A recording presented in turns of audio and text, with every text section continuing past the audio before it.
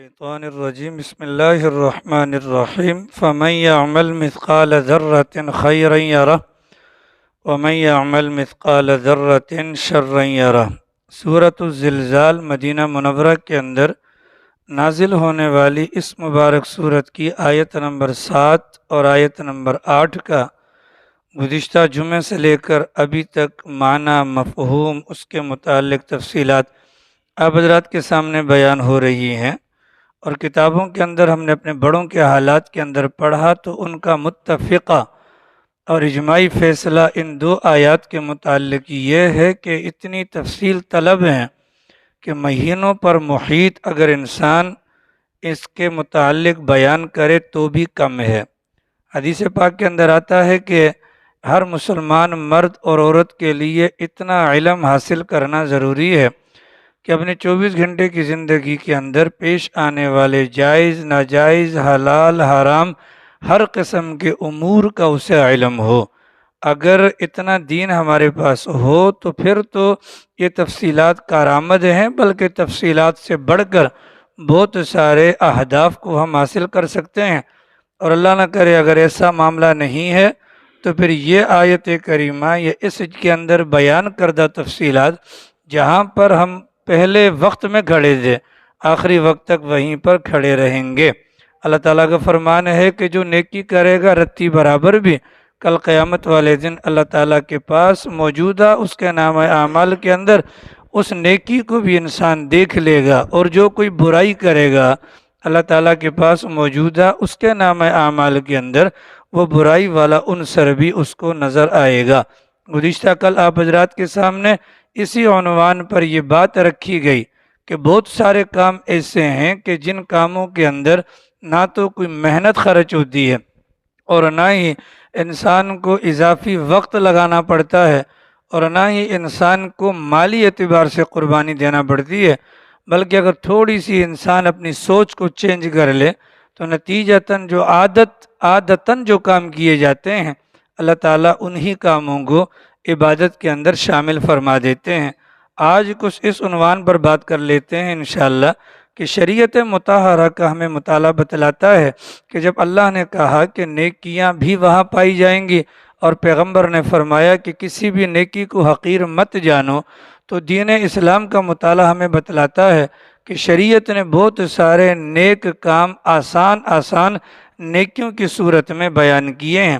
اگر ان کا علم ہمارے پاس موجود ہو تو نیکیوں کا ایک بڑا ذخیرہ، ایک وافر مقدار میں نیکیاں ہم اپنے نام اعمال کے اندر جمع کر سکتے ہیں، اور یہ بات ماقبل میں گزر چکی ہے کہ ان الحسنات یذہبن السیئات، انسان نیکیاں کرتا ہے تو بہت سارے گناہ ایسے ہیں کہ جو نیکیوں کی وجہ سے ہی معاف ہو جاتے ہیں۔ اب وہ چھوٹی چھوٹی نیکیاں ہیں، بہت ساری ہیں، ان نیکیوں کا علم حاصل اگر کر لیا جائے تو اللہ کی ذات سے امید ہے کہ ہمارے بہت سارے وہ گناہ کہ جو گناہ ہمارے راستے میں رکاوٹ ہیں وہ گناہ ہمارے معاف ہو جائیں گے۔ اگر آپ حضرات کی توجہ ہوگی تو انشاءاللہ کچھ باتیں دماغ میں آ جائیں گی، ٹھیک ہے۔ زندگی کے اندر بہت سارے کام ایسے ہیں کہ جن کے کرنے پر نہ تو اللہ نے ثواب رکھا ہے اور نہ ہی عذاب رکھا ہے۔ زندگی کے اندر بہت سارے کام ایسے ہیں کہ جن کے کرنے پر نہ تو اللہ نے ثواب رکھا ہے اور نہ ہی اللہ نے عذاب رکھا ہے، لیکن ان کاموں کو اللہ نے جائز قرار دیا ہے۔ مثال کے طور پر کھانا کھانا، مثال کے طور پر کھانا کھانا۔ اب یہ کھانا کھانا فرض نہیں ہے، یہ کھانا کھانا سنت بھی نہیں ہے، یہ کھانا کھانا واجب بھی نہیں ہے، بلکہ کھانا کب کھانا ہے؟ جب انسان کو بھوک لگی ہو۔ تو جب انسان کھانا کھاتا ہے تو کیوں کھاتا ہے؟ اپنی بھوک کو مٹانے کے لیے۔ اگر بھوک کو مٹانے کی غرض سے کوئی انسان کھانا کھائے گا، نہ اس کو ثواب ملے گا نہ اس کو عذاب ملے گا، ایسا ہی ہے۔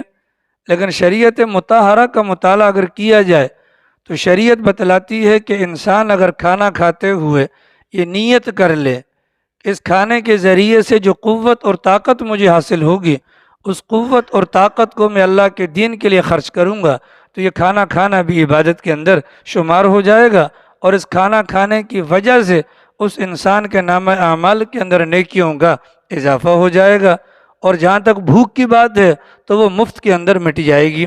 ایک انسان کھانا کھاتا ہے اور کھانا کھاتے ہوئے صرف یہ نیت کر لیتا ہے کہ میں کھانا اس غرض سے کھا رہا ہوں کہ اللہ نے میرے نفس کا بھی مجھ پر حق رکھا ہے، اگر اس نیت سے کھانا کھائے گا تو یہ دوسری نیکی ہو جائے گی۔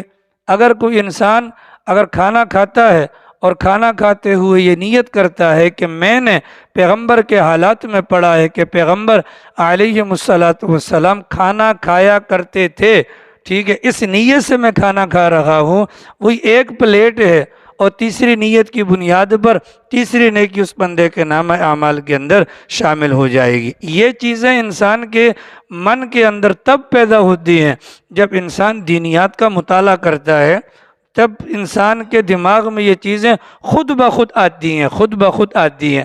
مفتی اعظم پاکستان مفتی محمد شفیع صاحب سب کہتے ہیں رحمہ اللہ، فرماتے ہیں ہندوستان کے اندر ہم تھے، ایک جگہ پر ہوٹل میں کھانے کے لیے بیٹھنے کا ارادہ ہوا، ہم تھے ساتھیوں کا مجمع تھا۔ عام طور پر پیغمبر کی سنت زمین پر بیٹھ کر کھانے کی ہے، لیکن وہ ہوٹل ایسا تھا، اس ہوٹل کے اندر زمین پر بیٹھنے کا کوئی خاطر خواہ انتظام نہیں تھا، بامر مجبوری اب ٹیبل پر بیٹھ کر یا کرسی پر بیٹھ کر کھانا کھانا جائز تو ہے، ناجائز تو نہیں ہے، لیکن حضرت مفتی صاحب فرماتے ہیں اس وقت بھی دماغ کے اندر یہ بات گھوم رہی تھی کہ کسی نہ کسی طریقے سے ہمارا یہ بیٹھنا پیغمبر کے بیٹھنے جیسا ہو جائے یا اس کے قریب ہو جائے۔ تو بیٹھنے جیسا ممکن نہیں تھا کہ زمین پر گنجائش نہیں تھی، تو ہم نے کیا ترتیب بنائی کہ بیٹھے کرسی پر، تو کرسی پر بیٹھ کر ٹانگوں کو لٹکایا جاتا ہے، ہم نے ٹانگوں کو اوپر اٹھا کر آلتی پالتی مار کر بیٹھ گئے کہ کچھ نہ کچھ پیغمبر کے ساتھ مشابہت ہو جائے۔ یہ انسان کے دماغ میں خاکہ تب آتا ہے جب انسان اللہ سے مانگتا ہے اور دین سیکھنے کا داعیہ یا جذبہ انسان کے دماغ کے اندر یا دل کے اندر موجود ہوتا ہے۔ کوئی انسان پانی پیتا ہے پیاس بجھانے کے لیے، تو پانی کے گلاس پر نہ ثواب ہوگا اور نہ ہی عذاب ہوگا، لیکن نیت کو چینج کر لے کہ میرے نبی نے بھی پانی پیا تھا تو ثواب بھی مل جائے گا اور سنت کو زندہ کرنے کا ثواب الگ سے مل جائے گا۔ یہ آسان آسان نیکیاں ہیں جو ہماری توجہ چاہتی ہیں کہ ذرا سی توجہ کی بنیاد پر یہ نیکیاں ہمارے لیے بے شمار خزائن کا یا بے شمار یعنی کہ اعمال کا ذخیرہ ہمارے نام اعمال میں جمع کروا سکتی ہیں۔ اگر ہم سوچ لیں تھوڑی سی دیر کے لیے بیٹھ کر اگر سوچیں کہ کون کون سے کام ہم کرتے ہیں جن کاموں کے اندر ہم یہ نیت نہ کرنے کی بنیاد پر کتنا بڑا اپنا نقصان کرتے ہیں۔ چنانچہ ہمارے بڑوں نے فرمایا اس دنیا کے اندر نیکیوں کی قدر کا انسان کو اندازہ نہیں ہے، اس دنیا کے اندر نیکیوں کی قدر وہی بندہ کرے گا جس کا مرنے پر یقین ہوگا۔ میرا اور آپ کا مرنے پر ایمان ہے، مرنے پر یقین نہیں ہے۔ ایمان اور یقین کا فرق جانتے ہیں نا؟ ماننا الگ بات ہوتی ہے اور یقین کرنا الگ بات ہوتی ہے۔ تو ایمان ہے یقین نہیں ہے، اس یقین نہ ہونے کی بنیاد پر ہم اپنے اعمال کو ضائع کر دیتے ہیں۔ تو بہت سارے جائز کام ہیں انسان طبعی تقاضوں پر کرتا ہے، لیکن اگر تھوڑا سا غور و فکر کر لے وہی طبعی تقاضے عادت والے کام عبادت کے زمرے میں آ جاتے ہیں، ٹھیک ہے۔ چنانچہ آسان نیکیوں میں سے سب سے بڑی جو نیکی ہے وہ انسان کی نیت کی تصحیح ہے۔ اپنی نیت کو ٹھیک کر لیا جائے، اپنی نیت کو ٹھیک کر لیا جائے، اس لیے کہ یہ جو نیت کا معاملہ اللہ نے رکھا ہے کہ تمام کے تمام اعمال کا دار و مدار وہ نیت پر ہے۔ کوئی بندہ حج کرنے کے لیے جاتا ہے، اگر اس کے من کے اندر اللہ کے لیے حج کرنے کا معاملہ نہ ہو، نیت نہ ہو، اتنا لمبا سفر گلے پڑ گیا۔ اللہم انی ارید الحج والعمرۃ فیسرہما لی وتقبلہما منی، یہ دعا پہلے پڑھواتے ہیں کہ نہیں پڑھواتے؟ مقصد کیا ہوتا ہے؟ تاکہ نیت ٹھیک ہو جائے۔ یہ دعا کوئی فرض تو نہیں ہے، ان کلمات کے ساتھ یہ دعا کوئی فرض تو نہیں ہے، لیکن ان کلمات کے ساتھ جب کہ ان کا معنی اور مفہوم دماغ میں ہوگا تو وہ سفر ہمارا اللہ کے لیے ہوگا، اور اگر ایسا نہیں ہوگا اتنا لمبا سفر ہوگا اللہ کے لیے نہ ہونے کی بنیاد پر وہ اللہ میاں کے کاغذوں کے ہمارے کاغذوں میں اللہ میاں کے پاس اعمال میں اضافے کا سبب نہیں بنے گا۔ نماز کتنا بڑا عمل ہے، نیت کرنا فرض ہے، نیت نہیں کی یا کی دکھلاوے کی نیت نہیں کی یا کی دکھلاوے کی تو ہماری نماز نہیں ہوگی۔ تلاوت کتنا بڑا عمل ہے، لیکن نیت تلاوت کلام پاک کی ہو، نیت ثواب کی ہو، نیت اللہ کی رضا کی ہو تو ثواب ملے گا، وگرنہ ثواب نہیں ملے گا۔ ٹھیک ہے جناب والا۔ اب یہ چیزیں جاننے کے لیے ضروری ہے کہ ہم تھوڑا سا جماعتوں میں وقت لگائیں، علماء کی مجالس میں جا کر بیٹھیں اور ان سے پوچھیں کہ بھیا میرے لیے اس موقع پر کون سا عمل ہے جو آسانی کے ساتھ میں سر انجام دے سکتا ہوں۔ بالفاظ دیگر اس کو یوں سمجھیں کہ ہم اپنے اوقات کی تقسیم کریں۔ 24 گھنٹے ہیں نا، 24 گھنٹے، تو دین سیکھنے کے لیے کم از کم 2.5 گھنٹے ہی نکال دیں، کم از کم 2.5 گھنٹے نکال دیں۔ اس کا فائدہ کیا ہوگا؟ بہت بڑا ذخیرہ اعمال کا ہم اپنے پلو کے اندر باندھ کر اللہ میاں کے پاس جا سکتے ہیں۔ آ رہی سمجھ ریفا میں؟ سارے مسلمانوں بولو الحمدللہ، سارے مسلمانوں ماشاءاللہ۔ سب سے پہلے سلیم نے ہاتھ کھڑا کیا، جیسے پکا مسلمان یہی ہے، ٹھیک ہے، سب سے پہلے ہاتھ کھڑا کیا۔ آ رہی سمجھ ریفا میں؟ اب یہ نماز سے پہلے اذان ہوتی ہے، ٹھیک ہے جی، ٹھیک ہے، نماز سے پہلے کیا ہوتی ہے؟ اذان ہوتی ہے۔ اللہ اکبر، اللہ اکبر 4 مرتبہ، اشہد ان لا الہ الا اللہ 2 مرتبہ، اشہد ان محمد الرسول اللہ 2 مرتبہ، حی علی الصلاۃ 2 مرتبہ، حی علی الفلاح 2 مرتبہ، اللہ اکبر، اللہ اکبر عام نمازوں میں، اور فجر کے اندر الصلاۃ خیر من النوم، ٹھیک ہے، یہ ہمیں یاد بھی ہے، اور ہماری ہر مسجد کے اندر نمازوں سے پہلے روزانہ کی بنیاد پر یہ اذان دی جاتی ہے۔ اور ہم ماشاءاللہ جو جدی پشتی مسلمان ہیں، اذان کے احترام میں بڑا تیر ماریں گے، ٹی وی کی آواز ہلکی کر لیں گے، ٹھیک ہے، بڑا تیر مار لیا اگر تو، اگر اب تو وہ بھی کانسیپٹ ختم ہوتا جا رہا ہے۔ اب اس اذان کے الفاظ کے نتیجے میں ہم کتنے بڑے ثواب سے محروم ہو رہے ہیں، میں اور آپ سوچ نہیں سکتے۔ رسول اکرم صلی اللہ تعالی علیہ وسلم کی تعلیمات کے اندر ہمیں یہ بات ملتی ہے کہ اللہ کے نبی نے فرمایا، مؤذن جو الفاظ کہے تم بھی وہی الفاظ کہو۔ مؤذن کہتا ہے اللہ اکبر، اللہ اکبر، آپ بھی کہیں اللہ اکبر، اللہ اکبر۔ مؤذن کہتے ہیں اشہد ان لا الہ الا اللہ، تو تم بھی کہو اشہد ان لا الہ الا اللہ۔ مؤذن کہتے ہیں اشہد ان محمد الرسول اللہ، تو پیغمبر فرماتے ہیں کہ تم بھی کہو اشہد ان محمد الرسول اللہ۔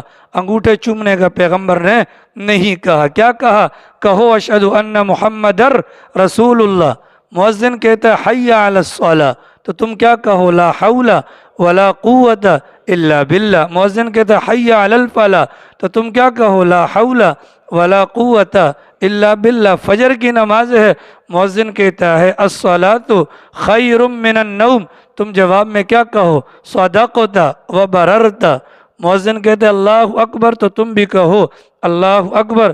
مؤذن کہتا ہے لا الہ الا اللہ، تو تم بھی کہو لا الہ الا اللہ محمد الرسول اللہ۔ یہ پیغمبر کی تعلیم ہے، نبی پاک علیہ الصلاۃ والسلام کی تعلیمات میں یہ بات ملی کہ جو مؤذن کہے وہ تم کہو، مطلب اذان کا جواب دو۔ اذان کے ختم ہو جانے کے بعد مجھ پر درود پڑھو، مجھ پر کیا کرو؟ درود پڑھو۔ 2 کام ہو گئے، لا الہ الا اللہ محمد الرسول اللہ، یہاں تک کہانی ختم ہو گئی۔ اب درود پاک پڑھ لیں صلی اللہ علیہ وسلم۔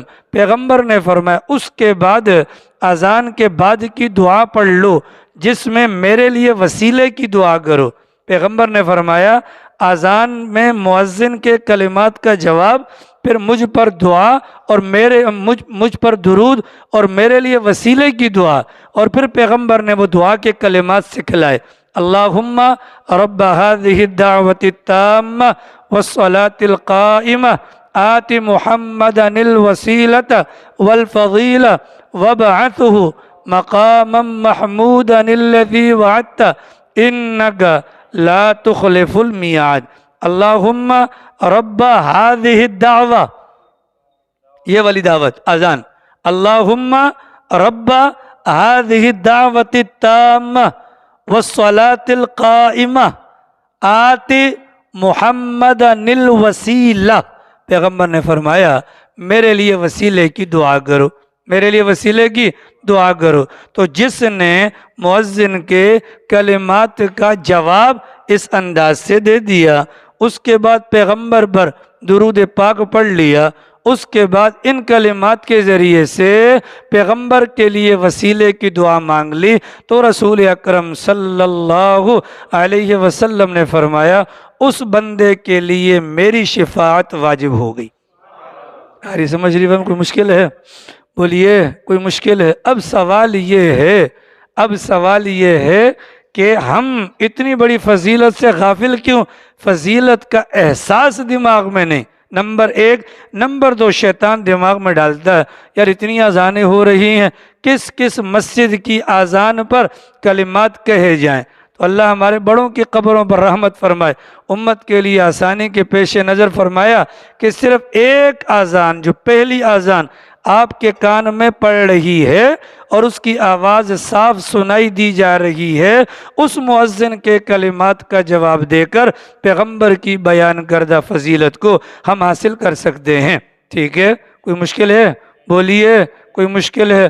اگر دن میں 5 مرتبہ پیغمبر کی شفاعت کا پروانہ ہمیں مل گیا تو اس سے بڑھ کر کوئی اور بات ہو سکتی ہے؟ بولیے۔ اللہ کے نبی علیہ السلام 4 سجدے کریں گے۔ کتنے سجدے کریں گے؟ 4 سجدوں کے بعد پیغمبر کو سفارش کی اجازت ملے گی۔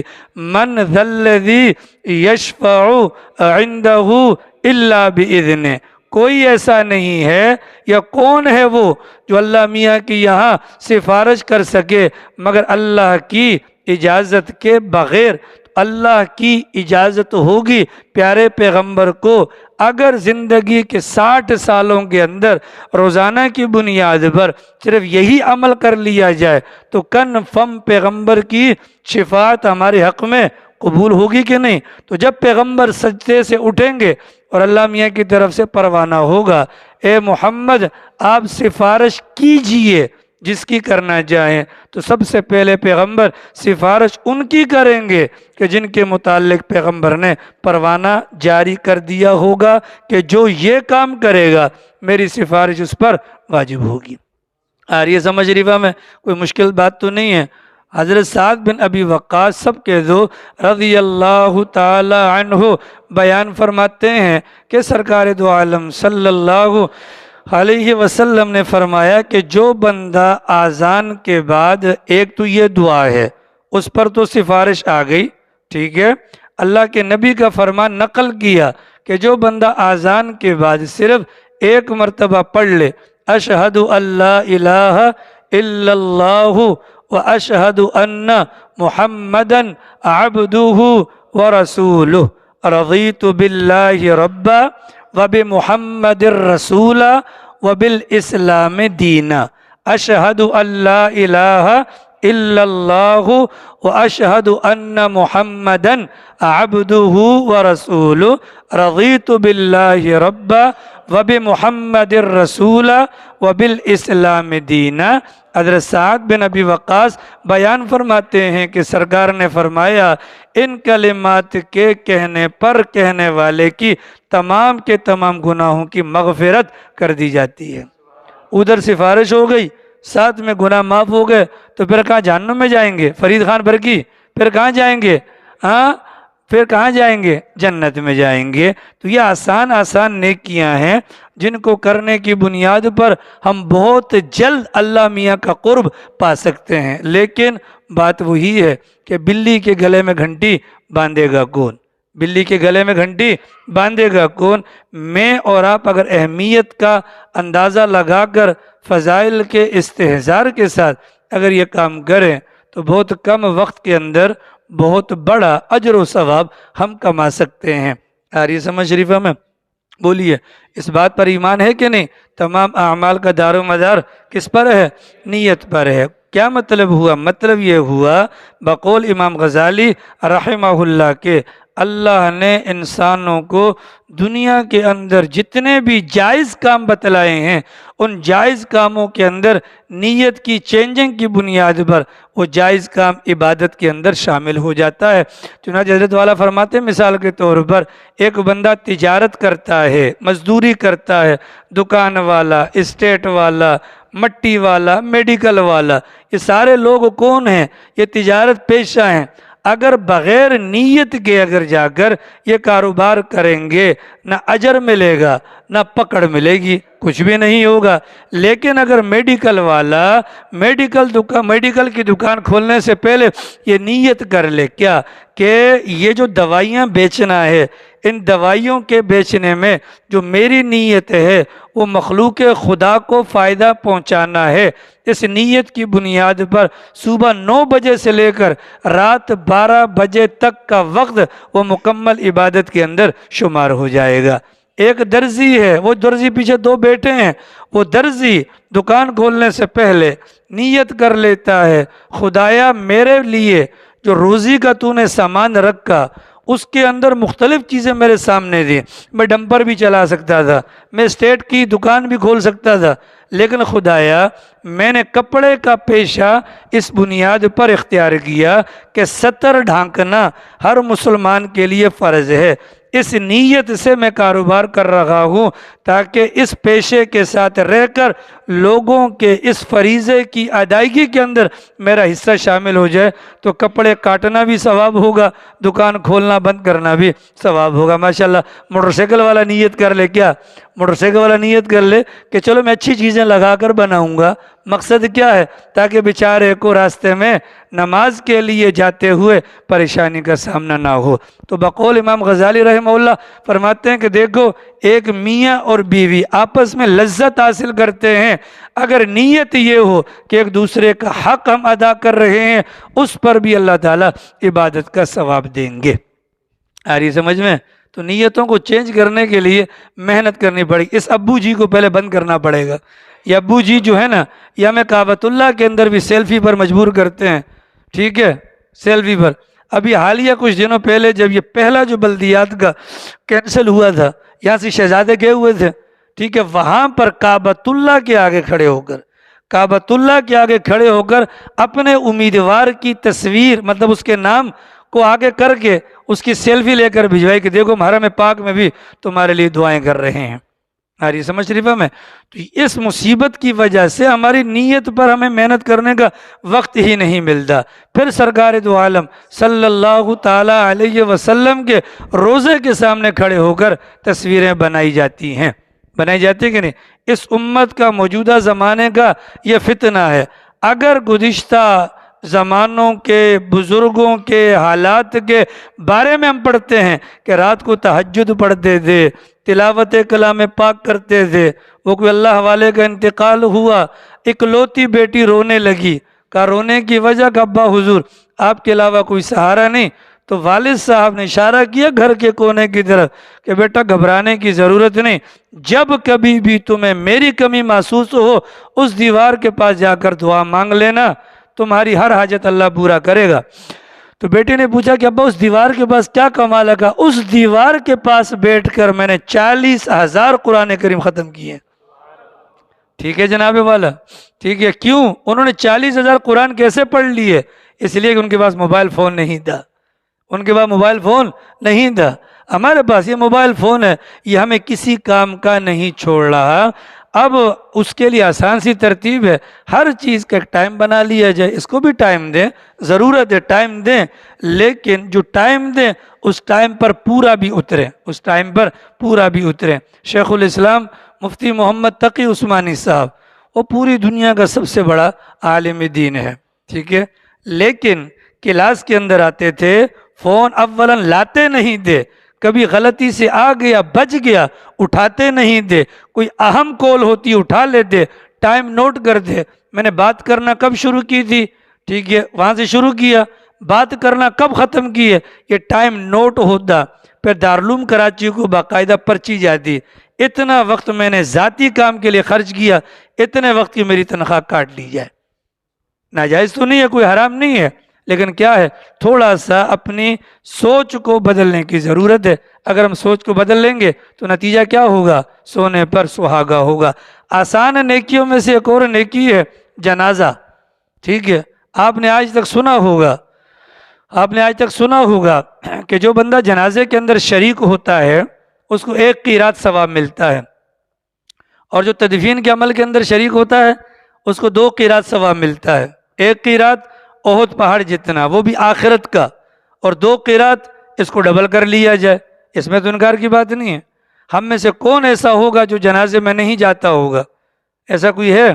بولو، کوئی ہے جو نہیں جاتا؟